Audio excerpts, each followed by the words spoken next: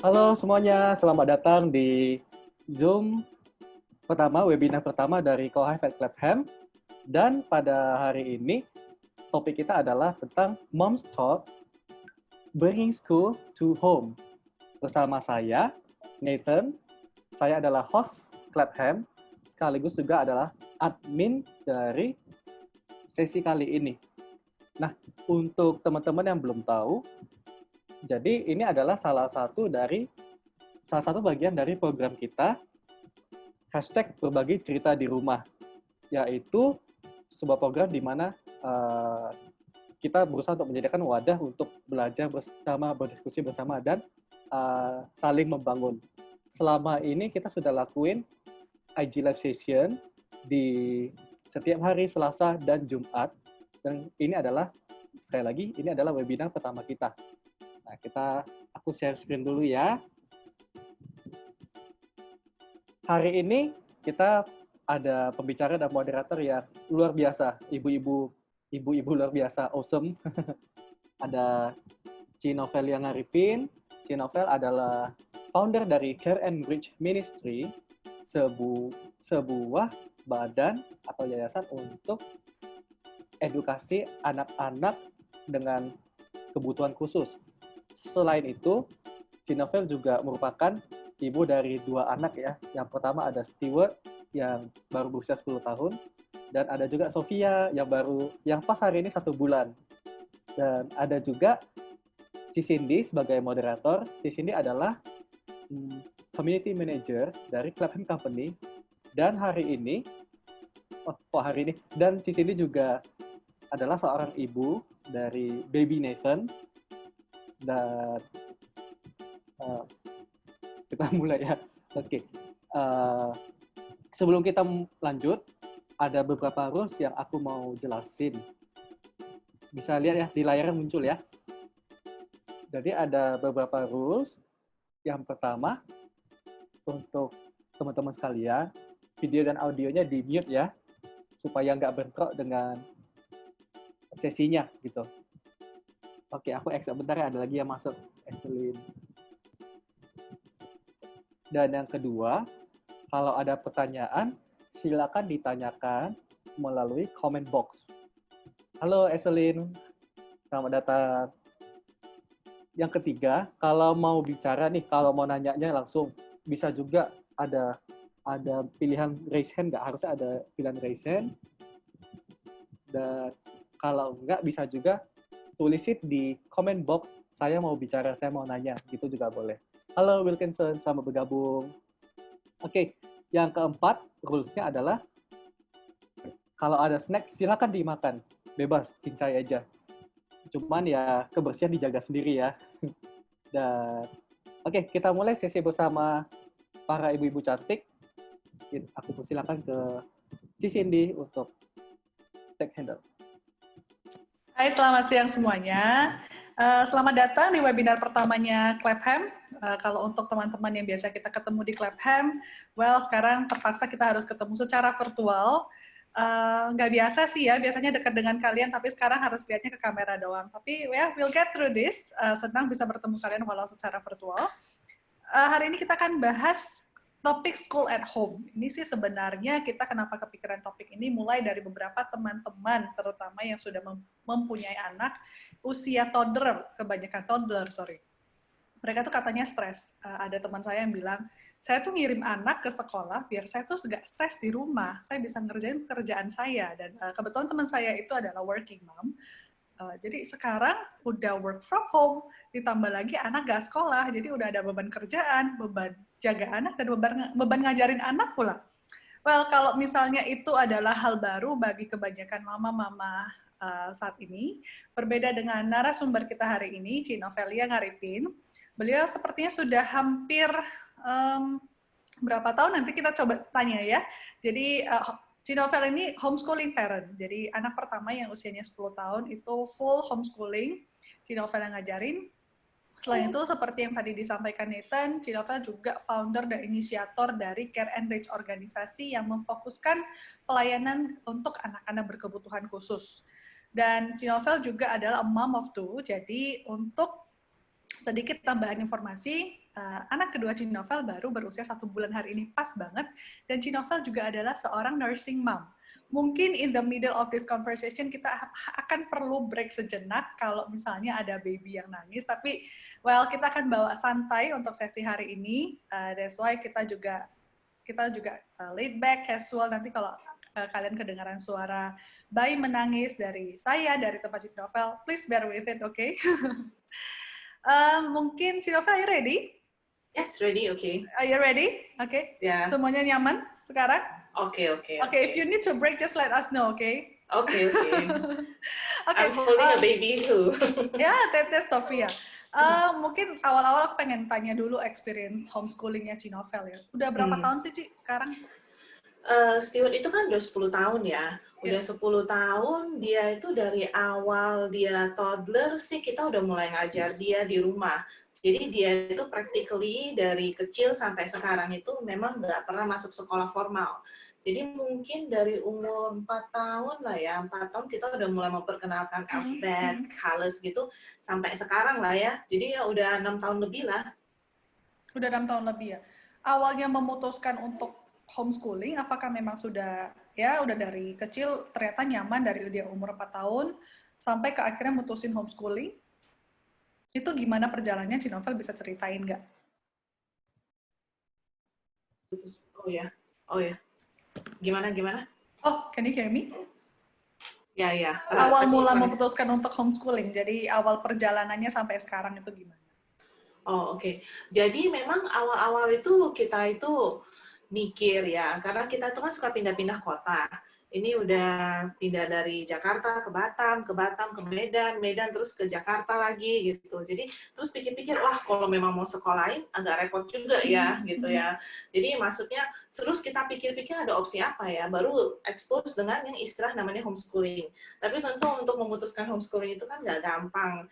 Jadi kita memang konsul dulu sama beberapa orang yang udah lebih senior, yang udah homeschooling anaknya udah teens gitu. Nah setelah itu mempertimbangkan banyak hal, terutama apakah mampu atau enggak gitu kan. Kebetulan kan saya memang kan stay at home mom lah ya, ada pelayanan juga sih. Cuma tapi kan nggak ke kantor gitu. Jadi melihat waktu itu ya dari waktu, dari tenaga, kemampuan kayaknya mampu sih untuk homeschooling. Jadi kita memutuskan untuk homeschooling dengan alasan bahwa kita pindah-pindah dan you know what, kurikulumnya bagus banget. Oke, talking about kurikulum ya, itu sebenarnya grading kalau di homeschooling itu sama nggak sih dengan sekolah konvensional? Kayak misalnya ada TK biasanya berapa tahun sih? 2 tahun, kemudian SD 6 tahun. Apakah itu sama kurikulumnya dengan kalau bisa diaplikasikan ke homeschooling? Sebenarnya kurikulum ya, kalau ngomong kurikulum soal grading dari kinder sampai ke high school-nya itu sama semua. Karena memang inti dari homeschooling itu adalah sama school juga, cuma kita lakukan di rumah. Cuma kalau kita ngomong homeschooling, saya cerita dikit ya. Karena homeschooling itu sekarang itu di Indonesia sendiri ya, kita ngomong di Indonesia lah, itu udah beraneka ragam sekali. Dari homeschooling yang saya lakukan itu kan homeschooling, benar-benar school at home. Jadi saya ngajar, terus schoolnya juga at home. Tapi ada homeschooling sekarang yang semacam seperti learning center, dibikin itu seperti sekolah, tapi anak-anak itu ngerjain tugasnya sendiri, baca sendiri, cuma ada guru yang mendampingi. Ada yang seperti itu juga. Oke. Terus jadi maksudnya itu sistem homeschooling sekarang itu juga sudah cukup luas, apalagi di Indonesia. Terus ada juga homeschooling yang misalnya sekelompok keluarga mengadakan homeschooling, anak-anaknya dikumpulin, terus mereka panggil guru datang ke rumah, gitu juga ada. Nah, jadi tapi grading sama untuk schoolingnya itu, grade-nya itu dari kinder sampai high school itu sama. Hanya saja memang kalau homeschooling itu kan the children work on their own pace. Artinya mereka itu nggak perlu setahun harus selesai. Jadi kalau misalnya ada yang setengah tahun bisa selesai yang pelajaran 1 tahun, monggo silakan gitu. Tapi kalau misalnya kayak still kemarin itu kita sempat ada masalah, terus sempat pergi-pergi agak banyak gitu, akhirnya dia selesaikan yang tahun kemarin itu 1,5 tahun, so no problem juga sih gitu. Oke, apakah akan ada konsekuensi dari segi misalnya pada saat nanti Stewart harus kuliah? Kuliah itu kan biasanya umur 18 tahun ya.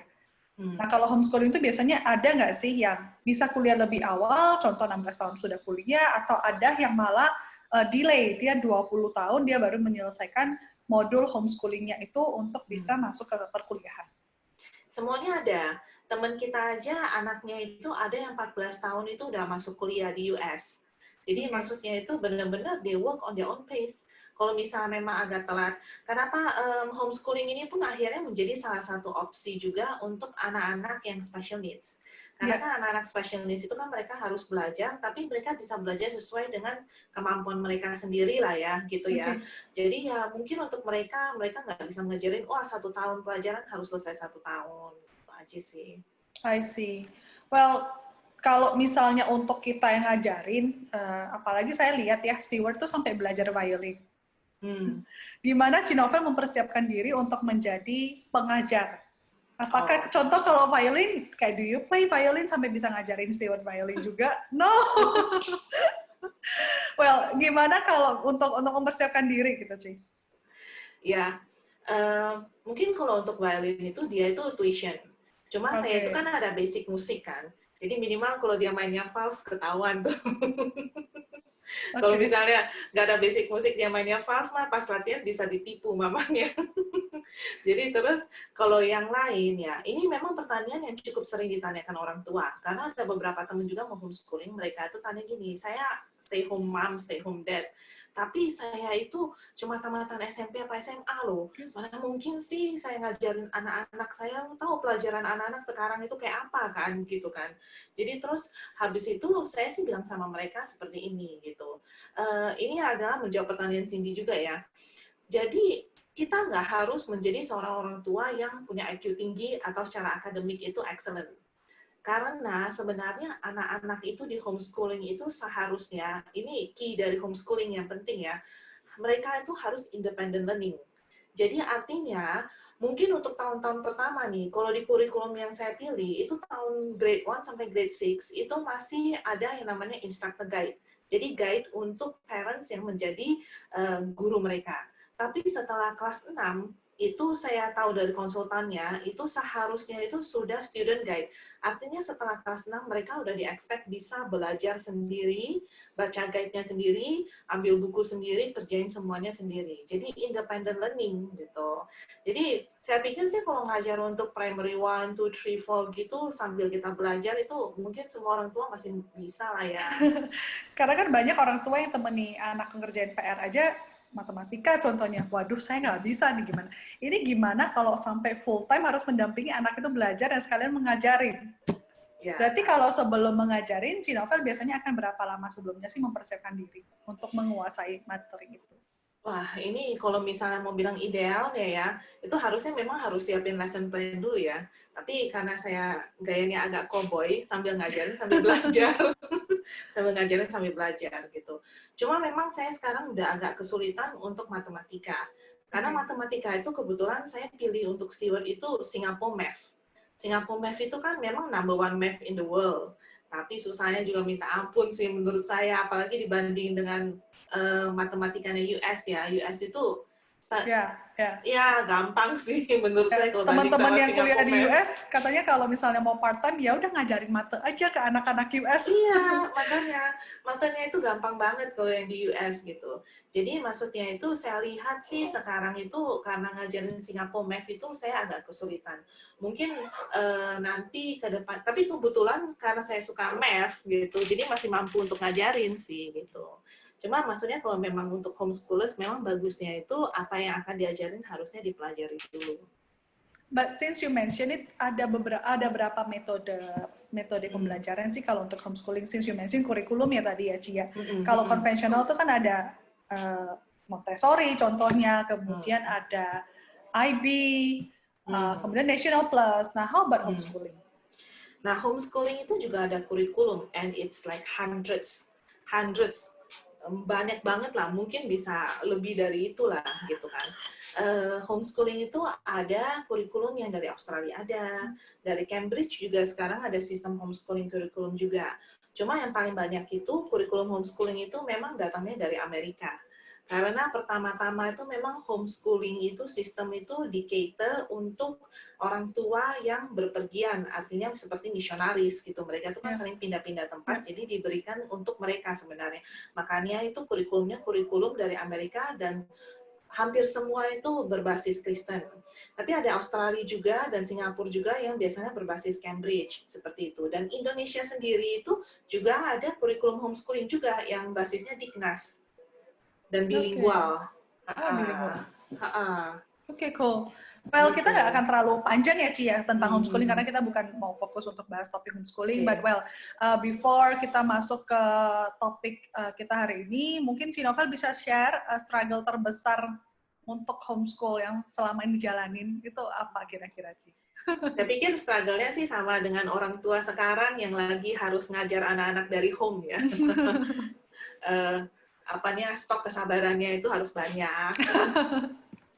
Terus habis itu komitmennya juga harus tinggi, bukan dari orang tuanya loh, bukan dari anaknya, dari orang tuanya malah komitmennya gitu. Terus yang ketiga itu juga harus ada keteraturan jadwal sih gitu. Jadi ada fixed schedule, fixed place gitu. Jadi anak-anak itu knows where they are seperti itu. Oke, ya nyambung sih dengan pembahasan yang mau kita bahas untuk sekarang orang tua yang sedang harus mengajari anak mereka di rumah, yang biasanya orang tua tuh at home sendiri, mau be stay at home mom ataupun working mom, I think dua-duanya punya struggle ya, mengingat kalau misalnya anak sekolah itu ditutup dan mereka jadi full days dengan anak-anak mereka dan harus mendampingi belajar. Nah, gimana sih cara menciptakan suasana belajar yang kondusif kalau dari pengalamannya Cik Novel? Nah, semakin besar anak, maksudnya anak semakin mengerti, itu yang paling penting itu adalah seperti yang saya bilang, kalau kesabaran sih itu proses ya. Yang kedua itu komitmen dari orang tua dulu. Karena saya lihat kalau pas misalnya saya capek, saya pun males gitu ya, atau lagi nggak konsen pas ada kerjaan gitu ya, itu kan sambil pegang handphone sambil ngajarin, sambil pegang handphone sambil ngerjain sesuatu, ngajarin, itu anaknya juga kelihatan bahwa dia juga akhirnya itu, tanda kutip itu cari-cari kesempatan, misalnya bisa nggak fokus gitu. Jadi apa yang terjadi kepada orang tua itu akhirnya impact untuk anaknya juga. Jadi Mama saya boleh pegang HP, kenapa saya nggak boleh gitu? Mama saya nggak fokus nih, wah ini saatnya saya nggak fokus juga. Gitu. Anak-anak kan pinter juga kan ya sih, gitu. Nah, apalagi kayak misalnya mungkin untuk anak-anak yang usia 6 tahun ke bawah, toddler, balita mungkin ya, rumah itu nggak diasosiasikan sama tempat belajar. Rumah itu tempat istirahat sama tempat bermain. Nah, tips supaya menciptakan lingkungan, kita bicara soal ambience and environment, supaya di rumah meskipun kita pakai meja makan, tapi this is also your study place. Supaya anak bisa fokus itu penting nggak sih? Oh, itu penting banget.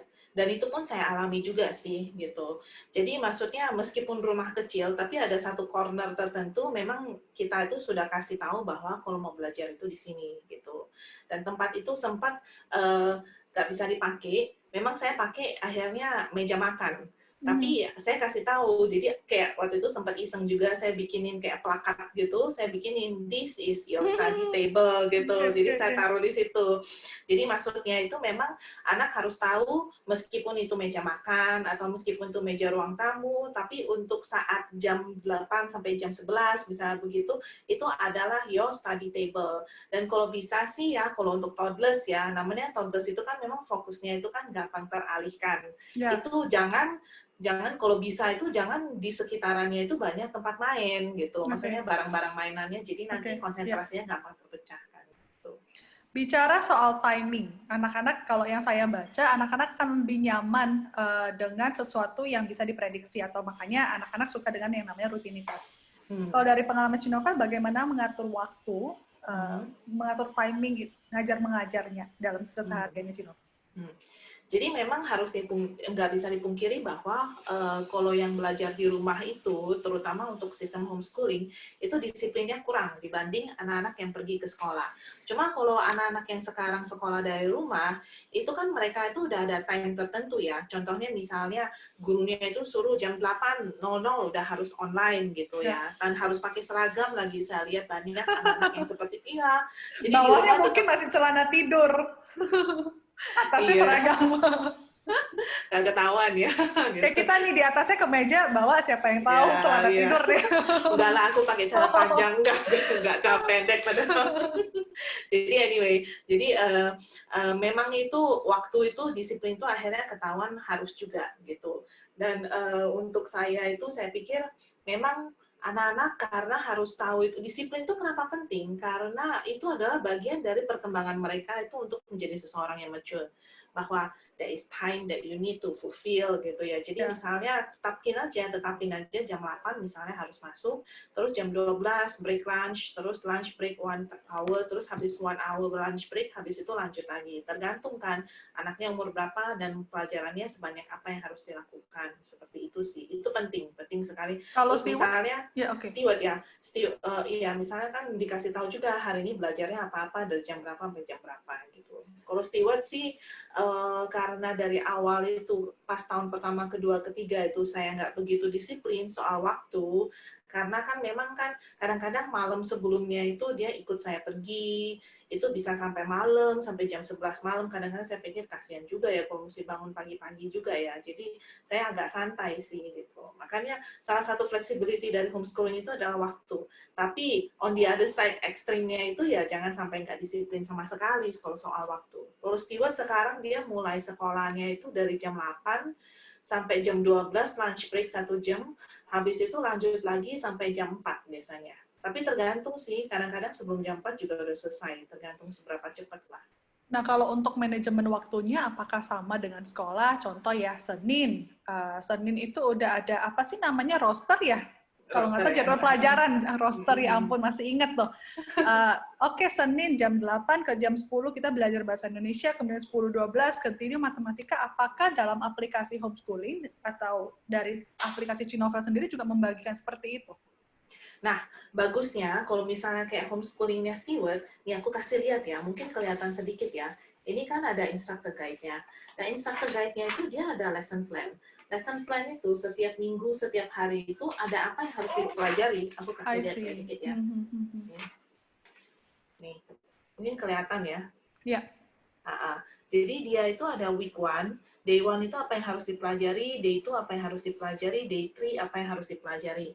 Nah, dari lesson plan ini, akhirnya kita berkajang kepada lesson plan ini, ya kita ikutin aja. Misalnya day 1, dia harus pelajari apa, ya target pelajarannya itu harus selesai di hari itu aja. Gitu. Oke. Pakai sistem ujian nggak sih kalau homeschooling? Enggak. Enak banget ya. Ya, enak banget langsung. Kenapa saya dulu tidak homeschooling ya? Tapi sekarang juga di Indonesia UN udah ditiadakan loh. Iya, betul. Good for them. Cuma saya sih review lah sama Stewart. Maksudnya apa yang dipelajari, saya kasih pertanyaan-pertanyaan untuk review dia aja sih. Gitu. Okay. Well, ini kemarin saya pas nanya-nanya ke teman-teman yang sedang struggle, hopefully they join sih today ya, yang sedang struggle untuk ngajarin anak di rumah. Itu kayak, aku nanya kalau misalnya ada one question yang kamu mau nanyain, ini teman saya praktisi homeschooling, kamu pengen nanya apa sih? Katanya, metode ngajar dong, instruction dong, supaya ngajarin anak itu stress-free. Pertanyaan lanjutan dari saya sih, mungkin nggak sih ngajarin anak itu stress-free? Dan kalau memang, well, tergantung jawabannya Cinovel, how do you manage it? Manage the stress in teaching? Nah, kalau orang misalnya kan setiap kali ketemu itu kan, kalau misalnya tahu bahwa kita homeschooling nih di Indonesia, kebanyakan mereka tuh selalu ngomong, wah hebat banget ya kamu ya, homeschooling anak ya, gitu ya. Nah, jawaban saya yang pertama itu kalimatnya pasti selalu gini, gitu. Jangan menyangka setiap hari itu penuh dengan pelangi loh, banyak halilintarnya juga nih, gitu. Artinya itu banyak saat-saat di mana bukan hanya mama papanya yang stres, yang teriak ya, tapi anaknya juga akhirnya ikutan stres kan karena diteriakin mama papa gitu. Adalah waktu-waktu yang seperti itu juga pasti ada gitu. Tapi setelah look back ya, setelah bertahun-tahun udah homeschooling itu, saya pikir metode yang terbaik itu adalah pertama adalah kedua orang tua itu harus bisa bekerja sama. Artinya kan there is a limit to someone's patience, someone's energy, someone's mind gitu ya. Jadi kalau saat suami istri itu juga bekerja sama, artinya saling mendukung gitu ya, itu kan pikirnya itu kan ada kekuatan yang lebih untuk ngajarin anak. Terus memang harus komit lah gitu. Saya pikir itu komitmen itu sesuatu yang sangat penting. Artinya kalau misalnya kita komit saat misalnya ngelihat anak kok nggak bisa-bisa sih diajarin gitu ya, terus ingat kembali gitu, oh iya kan memang saya harus komit gitu. Terus yang ketiga adalah setiap anak itu memang cara belajarnya itu berbeda-beda. Ya. Sayangnya orang tua sering ngajar sesuai dengan pikirannya orang tua sendiri gitu. Dulu kita belajar matematikanya kayak apa, pengennya ngajarin anak-anak multiplication tuh seperti ini, sekarang ayo hafalin nih kali-kali 1 sampai 10 gitu. Padahal sekarang itu nggak ada yang hafalin kali-kali sampai 1 sampai 10 loh. Kalau yang ngikutin matematika Singapura nggak ada tuh hafal-hafal gitu. Nah, jadi kita itu sering ngajarin sesuai dengan pengalaman dan pikiran kita sendiri, padahal anak-anak punya caranya sendiri. Saya pikir kalau dengan memahami hal-hal seperti itu aja, mungkin bisa less stress free sih. Terus and have fun lah, have fun with the children. Have fun can be a challenge kalau di situasi kayak gitu. Ya. Mungkin kita lihat bentar, ada pertanyaan dari peserta. Ini dari Eselin. Hai Eselin. Anak saya masih TK, jadi saya agak santai untuk dia. Bolehkah saya biarkan main bersama dan cuci baju sendiri, dalam kurung main-main air? Nah, mungkin ini ke masa balita, pas tadi Cinovan cerita 4 tahun udah mulai ngajarin coloring. Nah, kalau usia TK itu agak santai gimana? Ya, saya setuju dengan sistem pendidikan yang nggak cepat-cepat ngajarin sesuatu yang akademis di usia yang muda. Karena kan saya lihat sekarang ini pendidikan di Indonesia dan beberapa negara lain, itu anak TK aja itu udah belajar bahasa Mandarin, yang saya sendiri aja juga nggak ngerti bacanya kayak apa gitu. Nah, menurut saya mungkin itu terlalu berat untuk anak-anak. Dan jangan salah loh, sebenarnya sekarang ini karena saya banyak berkecimpung di anak-anak special needs, ini sih bukan special untuk anak-anak special needs saja, ini bahkan untuk orang tua juga ada yang namanya play therapy. Artinya itu sebenarnya play sendiri itu selain terapi, play sendiri itu adalah educational. Ya, asal jangan main gadget doang gitu ya. Play itu misalnya main air itu bisa masuk merembes ke kain gitu ya, airnya kenapa turun ke bawah gitu kan, terus main air dingin, air panas gitu. Nah, itu sebenarnya itu sesuatu yang educational gitu, dan anak-anak pasti belajar banyak lewat play. Nah, kenapa anak-anak harus sekolah? Itu ketika masuk SD itulah yang tadi saya bilang itu, bahwa kelas 1, 2, 3 semakin anak-anak bertumbuh dewasa, proses pendewasaan itu yang membuat mereka sadar bahwa mereka punya tanggung jawab lebih. Tapi kalau misalnya masih TK ya kasih main aja lah sambil belajar. Dari main juga bisa belajar kok gitu. Main air nggak apa-apa Bu. Main hujan juga nggak apa-apa. Main hujan anaknya nggak apa-apa. Biasanya mama-mama nyanyi kenapa-kenapa nih. Iya. Pada dulu kita pas kecil main hujan. Kamu main hujan nggak sih? Nggak boleh. Well, semoga terjawab dari Eselin. Kalau teman-teman yang ada pertanyaan, silakan ketik langsung di chatbot. Boleh privately kirim ke saya atau langsung di boardnya yang utama juga nggak masalah. Well, kembali ke tadi percakapan kita mengenai stress-free teaching method ya. Kita sempat singgung sedikit sih di awal tadi. Nah, kalau misalnya muncul pertanyaan dari anak-anak atau mereka minta bantuan sesuatu yang kita nggak bisa, how do you deal with it? Nah, ini juga salah satu yang penting.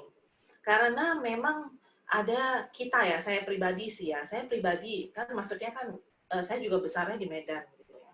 Di Medan itu kebanyakan zaman generasi di atas kita itu seolah kita diajarin bahwa parents know everything, parents is the superhero gitu.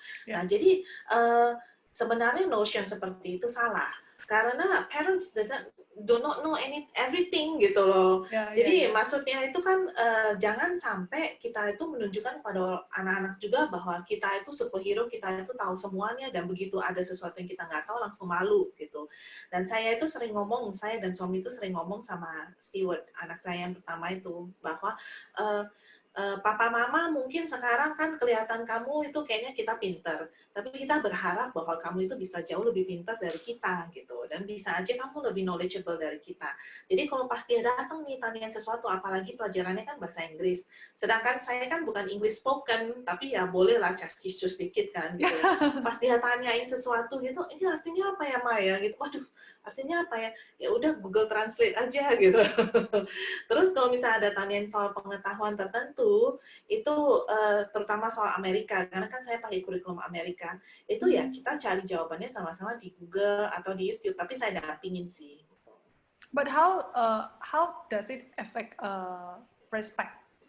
Oh, oke. Biasanya kan orang nggak mau ketahuan nggak bisa karena takut nggak dihormati lagi. Betul, Ya betul, kan? betul. Ya, jadi kan saya lihat sih, maksudnya sekarang itu karena dia udah semakin fasih pakai gadget, pakai laptop.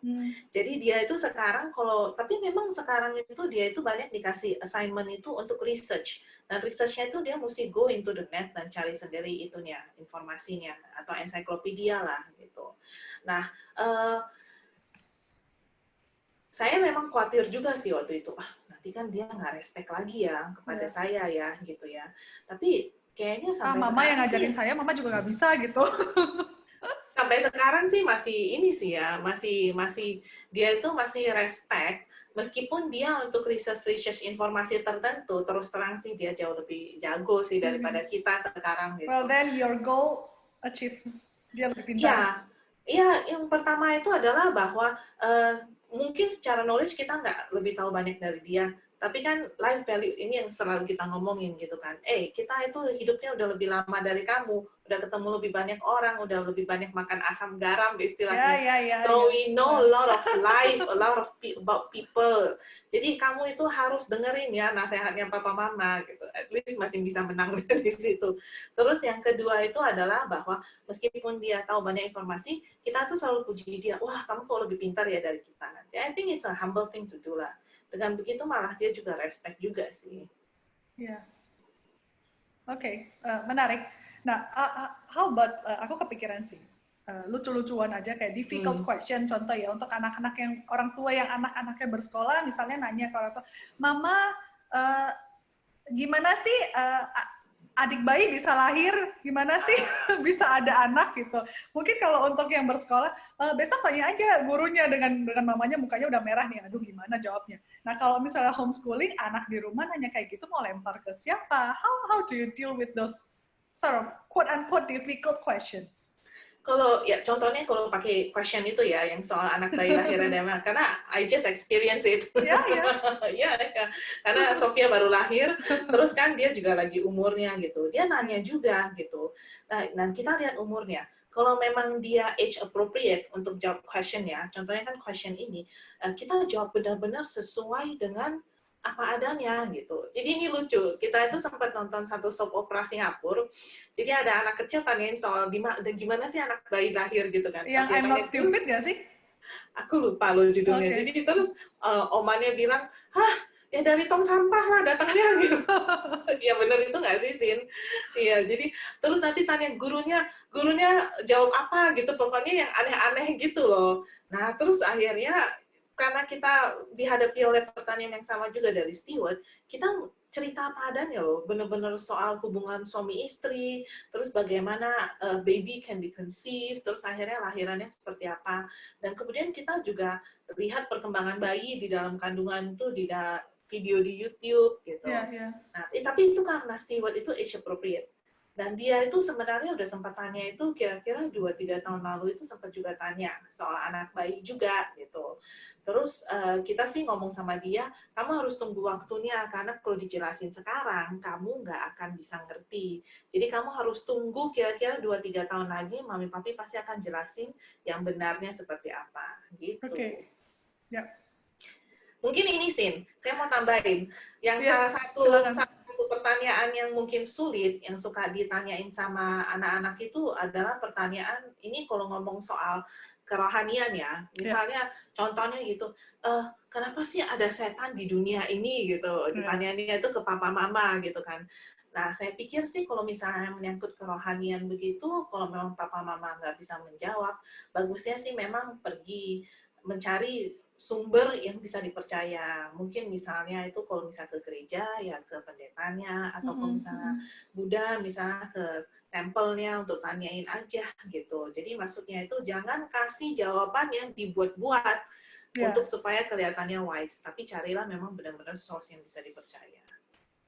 Thank you, Cinovel. Pencerahan sekali buat saya. Kita balik ke question dari peserta. Hai Esther, saya bacain ya Cinovel ya. Anak saya cowok umur 9 tahun, bagaimana cara untuk mengajarkan dia untuk menyelesaikan tanggung jawab dalam kurung terutama tugas sekolah. Saya bukannya membeda-bedakan gender, tetapi dari pengalaman, kakak perempuannya tidak perlu saya remind setiap saat. Ini ada case di keluarga saya juga nih. Saya sampai merasa disetrap, anak dia umur 10 tahun kelas 4 SD. Saya sampai merasa disetrap, orang tuanya merasa disetrap atau dia menyetrap anaknya. Well, but what do you think, Ci? Gimana ngajarin anak 10 tahun kelas 4 SD itu untuk menyelesaikan tanggung jawab sendiri? Terutama tugas sekolah. Tugas dari mungkin segi kayak gender, karena kakak perempuannya dibandingkan dengan kakak perempuannya nggak perlu di-remind setiap saat seperti dia. Mungkin bisa dari gender, mungkin juga sebenarnya dari karakter gitu ya. Karakter kan, karena ada sepupunya si Stewart juga perempuan juga sukanya itu main, nggak suka kerjain pekerjaan rumah juga ada gitu. Tapi anyway, kalau umur 9 tahun sebenarnya itu sudah mulai bisa 10 tahun, diajarnya. revisi. 9 tahun, sorry. 10 tahun ya. Berarti hampir kayak Stewart lah ya sekarang ya. Seharusnya sudah bisa diajarin untuk tanggung jawab. Karena mereka udah ngerti. Kecuali kalau mereka masih toddlers gitu, memang kan belajar tanggung jawab itu kan masih sesuatu yang abstrak. Tapi kalau misalnya umur 10 tahun, mereka itu udah ngerti bahwa tanggung jawab kamu ini adalah ini gitu. Nah, kalau misalnya bagi saya biasanya, itu kan Stewart kan semuanya itu harus kerjain di rumah, dan dia punya assignment juga. Bagi saya itu kerjanya seperti ini. Memang yang paling gampang itu adalah reward and consequences. Reward and consequences. Consequences itu bukan berarti harus dihukum berdiri sampai pegang telinga atau apa gitu, nggak seperti itu. Reward and gini, consequences, not reward and punishment ya. Consequences. Nah, consequences itu ya saya lebih suka pakai kata consequences sih. Jadi artinya gini, kalau kamu harus selesaiin misalnya matematika bab 1 hari ini.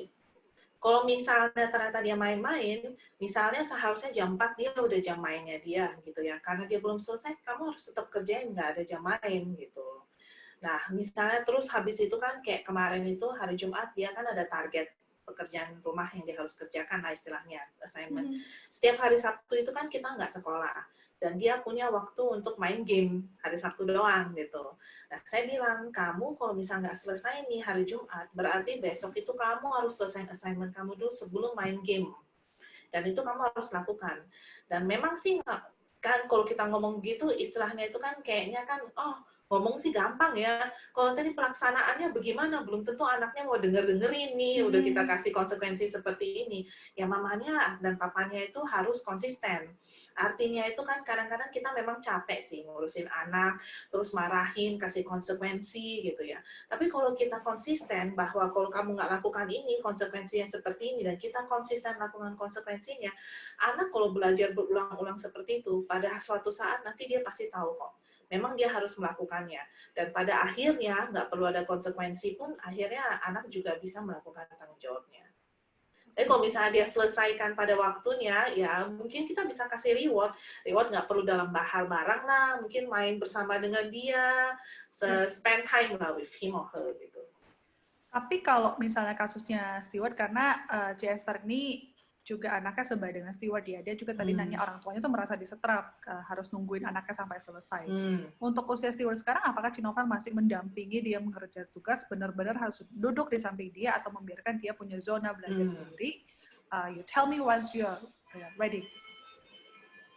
Nah, memang sih kalau misalnya mau bilang idealnya, harusnya itu dia udah bisa melakukan segala sesuatu sendiri. Karena kan aim-nya kita homeschooling itu adalah dia independent learning, dan sekarang dia udah lagi shift ke sana karena sekarang lagi ada newborn gitu pun waktunya benar-benar habis sih untuk newbornnya gitu kan.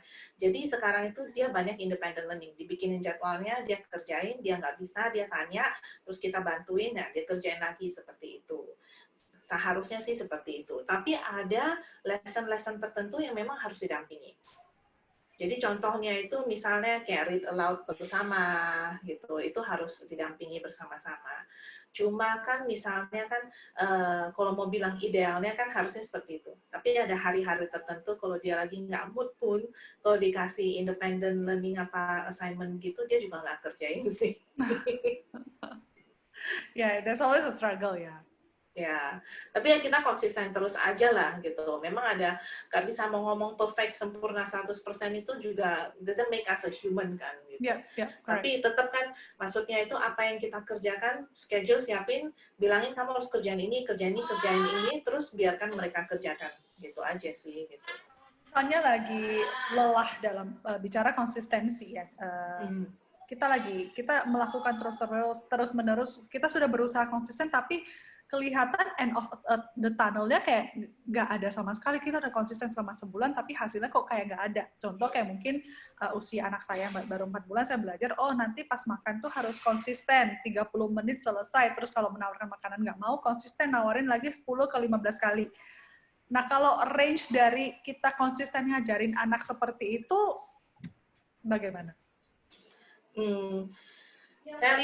Saya lihat sih kalau misalnya dari pengalaman dengan Stewart sendiri ya, itu memang awal-awalnya itu kan saya itu sempat ada shift antara bahwa dia itu benar-benar belajar itu harus barengan. Benar-benar harus didampingi terus-menerus sampai sekarang itu dia udah mulai agak independent learning. Jadi saya lihat itu adalah mungkin sisi konsistensinya itu malah datangnya bukan dari saya. Karena kemudian banyak stay at home, terus papanya udah mulai agak banyak di rumah begitu, akhirnya itu konsistensinya itu malah banyak datangnya dari papanya gitu. Saya pikir sebagai seorang ibu memang cenderungnya itu kita itu dalam hal konsistensi sama hatinya itu lemah. Tapi kalau misalnya papa itu biasanya itu lebih disiplin dan lebih konsisten. Jadi saya lihat sekarang malah Stewart itu lebih konsisten sih, lebih disiplin untuk masalah independent learning-nya. Gitu. Seharusnya bisa kok, Sin. Cuma kitanya aja itu butuh mungkin waktu lebih lama, apa butuh effort yang lebih gede gitu. Ya benar sih kata orang, parenting kita mikir, oh tentang kita mengajar anak, tapi enggak sih kalau yang saya lihat, parenting itu lebih ke kita belajar. Kita mengajarin kita dulu nih, baru ngajarin anak. Terus kan harus ini juga sih, namanya kan kalau misalnya ngajarin anak itu kita benar-benar harus lihat anaknya itu seperti apa. Makanya bagusnya itu ngajarin anak di rumah adalah we get to know our children better. Jadi kita tahu anak kita itu seperti apa, passionnya itu di mana gitu. Nah, maksudnya itu memang kan ada hal-hal tertentu yang meskipun dia nggak passionate, dia harus belajar. Tapi kan kalau untuk hal-hal lain kan kita itu berusaha akomodasi apa yang dia passionate kan gitu. Misalnya, ayo misalnya sains nih, si Stewart belajar sains. Sains itu kan ada teori, ada praktek. Nah, dia itu lebih suka praktek sama hands-on-nya gitu. Saya itu nggak suka hands-on, repot, banyak kerjaan sih gitu. Tapi kan karena begitu ada hands-on activities-nya, dia itu semangat sekali, sampai belajar teorinya juga semangat, akhirnya pun saya ikutan juga deh bikin hands-on-nya. Gitu. Oke, well, menarik. Nah, kalau misalnya kita ngomongin ke orang homeschooling, ini maybe number one question tentang homeschooling. Kebutuhan sosial anak gimana? Mungkin sama dengan pas masa pandemik ini ya, anak-anak nggak boleh keluar, nggak boleh bersosialisasi, yang biasanya sepedaan sama teman, semuanya harus di rumah, ketemunya sama mama doang, sama keluarga doang. Gimana cara supaya bisa mencukupi kebutuhan sosial dari si anak, apalagi mereka sedang dalam masa pertumbuhan? Termasuk mereka yang sangat butuh untuk belajar bersosialisasi. Oke. Jadi ada, ini ngomong soal homeschoolers dulu ya, anak-anak yang homeschooling ya. Nah, kan ada dua sisi. Pertama, yang namanya sosialisasi itu sebenarnya itu kalau kita mau lihat dari anak-anak di sekolah, itu adalah sosialisasi yang sebenarnya kurang tepat di dunia yang sebenarnya. Kalau di sekolah itu kan anak-anak bertemunya itu satu kelas semuanya seumuran. Padahal di dunia sebenarnya itu kita hampir nggak pernah ketemu orang yang seumuran kan.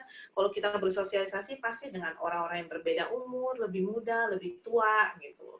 Nah, jadi maksudnya itu kalau mau dibilang anak-anak pergi ke sekolah sosialisasi, itu pun sebenarnya bukan full sosialisasi yang sebenarnya di dunia yang sebenarnya gitu. Nah, yang kedua adalah bahwa ketika anak-anak homeschoolers ini memang kalau dibandingkan dengan anak-anak lain yang pergi ke sekolah soal sosialisasi, pasti ada sesuatu yang berbeda. Artinya, pertama, dia itu lebih berani ngobrol dengan orang-orang yang lebih dewasa. Dan kalau misalnya berteman dengan anak-anak yang lebih muda, dia itu mungkin agak kagok dan berbeda.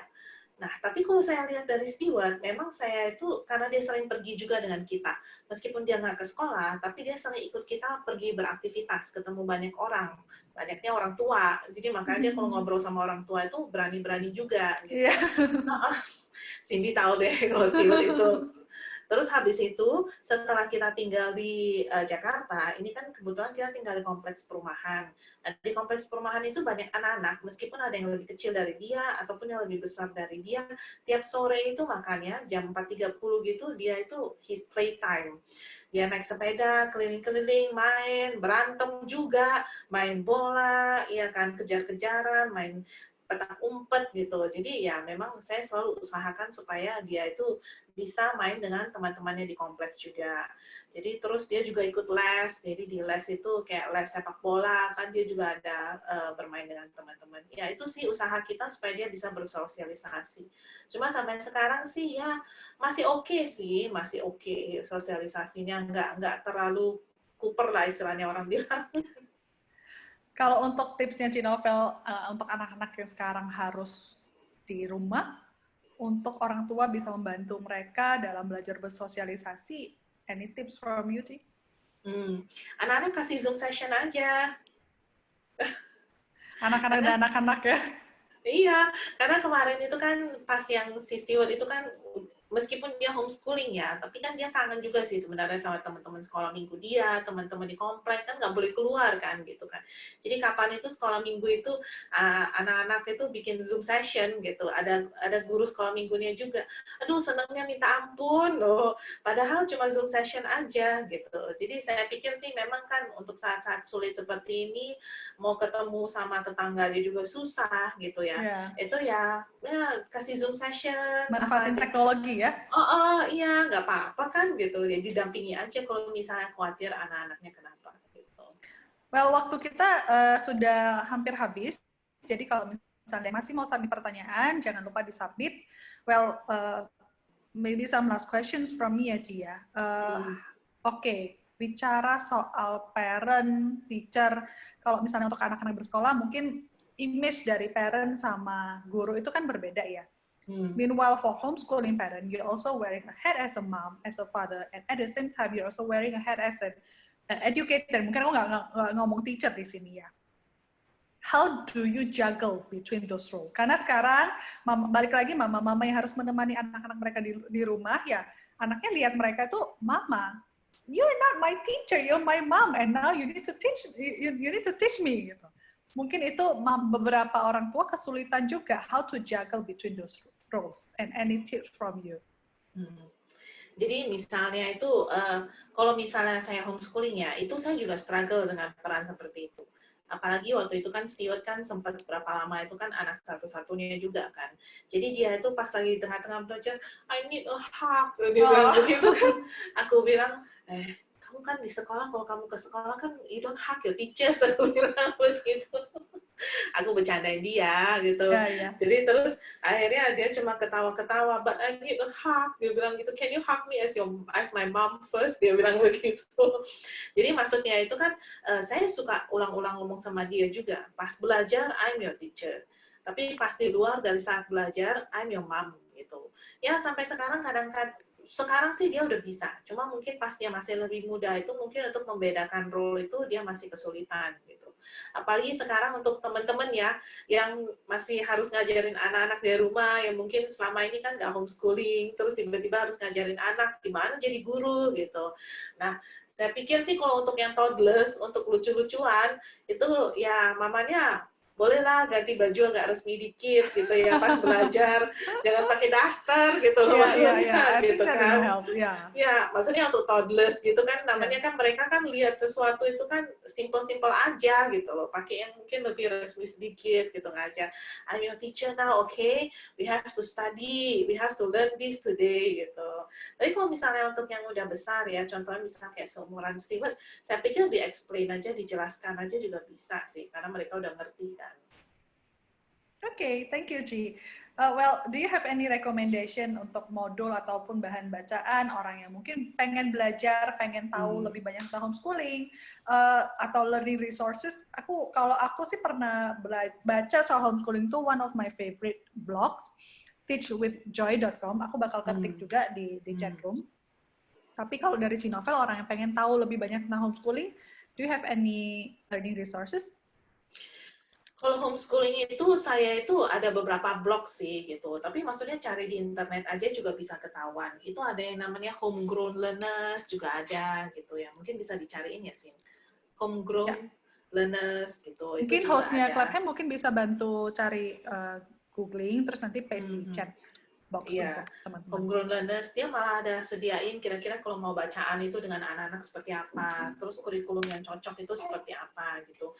Nah terus ada satu site juga yang bagus, itu khusus untuk misalnya anak-anak yang pengen difokuskan untuk pendidikan Amerika, itu ada yang namanya Khan Academy, itu bisa untuk independent learning. Sekarang Stewart lagi banyak kerjaan itu sih gitu. Mungkin banyak yang tahu lah ya Khan Academy. Itu Bill Gates saja juga anak-anaknya sama apa juga kerjaan itu. Terus saya itu ada baca buku ini gitu. Tebel banget sih. Can you see? The Educated Child. Ya, The Educated Child. Ini tulisan tebal sih, tapi ini bagus lah. Parents Guide from Preschool through 8th grade. Jadi maksudnya itu dia kasih tahu kira-kira maksudnya itu jangan terlalu kejar akademis karena sebenarnya apa yang anak-anak perlu tahu untuk tahun-tahun formatif mereka pas tahun keberapa itu sebenarnya seperti ini. Jadi kadang-kadang kita parents yang put too much expectation kan gitu. Yeah. Terus habis itu saya itu kan Stewart itu banyak belajar histori. Saya banyak baca tentang Susan Bauer. Susan B-A-U-E-R. Susan Bauer. Oke, thank you. Terus ya konsultasi lah ya dengan grupnya homeschoolers karena kita punya grup dan kita itu komunikasi terus dengan penyedia kurikulumnya itu konsultasi terus sih. Gitu. Oke. Well, Cinovan mungkin boleh share your email. Mungkin peserta di sini ada yang pengen nanya lebih lanjut tentang homeschooling. Maybe they can email you. Boleh. Nanti aku ketikin ya, sambil gendong Sin, sorry ya. Ya nggak apa-apa, nanti lama-lama tuh kangen berotot loh. Oh iya, nggak apa-apa, ini bakar kalori juga. What was your email, Ci? Aku lupa. noveliasunata@hotmail.com. noveliasunata@hotmail.com ya. Last question to close. Kita sudah nggak terasa juga, kita udah hampir habis waktunya. What's your greatest joy, of course, in homeschooling? It's the bonding between the child and the mother and the father. Oh, it's irreplaceable, Sin. Tidak bisa digantikan dengan apapun juga, stres-stres yang mungkin, kesel-keselnya, marah-marahnya, gitu ya. Itu bonding antara anak dengan orang tua itu bondnya itu kuat sekali. Bukan karena maksudnya dia anak satu-satunya ya, tapi saya pikir kalau misalnya kita ngajar anak kita, selain kita mengerti dia akhirnya juga bisa mengerti kita, dan kemudian kita itu ada bond yang itulah tidak bisa tergantikan gitu. Ya, ada yang bilang kalau misalnya kita kerja keras, nih kemarin ada yang ngomong ke saya, kalau kamu kerja keras, banting tulang, terus kamu rewardnya adalah ya salary ataupun profit. Minimal kalau kamu kerja keras, banting tulang, memang nggak digaji sih, tapi disenyumin bayi aja rasanya udah fulfilled, nggak bisa digantikan. Iya. Oke, Cinovel, kita sudah sampai ke penghujung waktu. Thank you very much for spending your 1 hour. And thank you so much, Sophia. You've been very calm and good for this last 1 hour. She's in mom's arms. Oh ya, iya juga sih. Well, teman-teman, sampai di sini sesi kita hari ini. Mungkin kalau misalnya ada yang tertarik, kita akan ada sesi khusus untuk homeschooling, ataupun ada teman-teman yang pengen tahu lebih banyak tentang anak-anak berkebutuhan khusus, kayaknya kapan-kapan kita boleh ngobrol lagi dengan Cinovel. Ya, saya balikin ke Nathan ya. Nat, back to you. Okay, hello. Yeah, thank you Cinovelia, Cindy. It was a good session dan aku percaya semua teman-teman yang ada di sini juga belajar banyak. Yay. Oke, teman-teman, kita lanjut. Ini kita kan mau siap nih. But before we finish, let's take a picture ya, group picture. Caranya gimana untuk teman-teman yang mau ikutan? Silakan buka video, hidupin videonya semua. Biar kita aku ambil screenshotnya. Yay. Oke. Wah, mantap-mantap. Ini para ibu-ibu, calon ibu-ibu yang luar biasa nih. Kecuali aku nih, bukan ibu-ibu. Oke. Teman-teman lain yang mau ikutan, bisa? Oke. Nah, ini para calon ibu juga. Oke. Udah semua? Kita ambil foto ya. Oke. Pakai apa? Tunjukkan senyum terbaik. 1, 2, 3. Oke. Sekali lagi ya. Oh ya, masuk lagi. Hai. 1, 2. Oke, masuk lagi. Kok matanya beda? 1, 2, 3. Yeay. Mantap. Oke. Tepuk tangan untuk kita semua. Tepuk tangan virtual. Yeay. And last but not least, ada satu lagi yang itu anaknya ya, wah lucu. Ada satu lagi yang aku mau share untuk teman-teman sekalian, para ibu-ibu sekalian.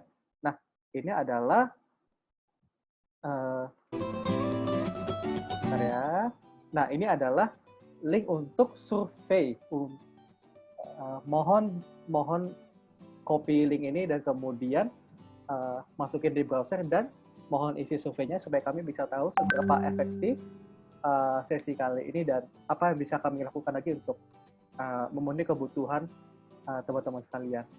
Oke. Sampai jumpa di next event ya. Have a good day.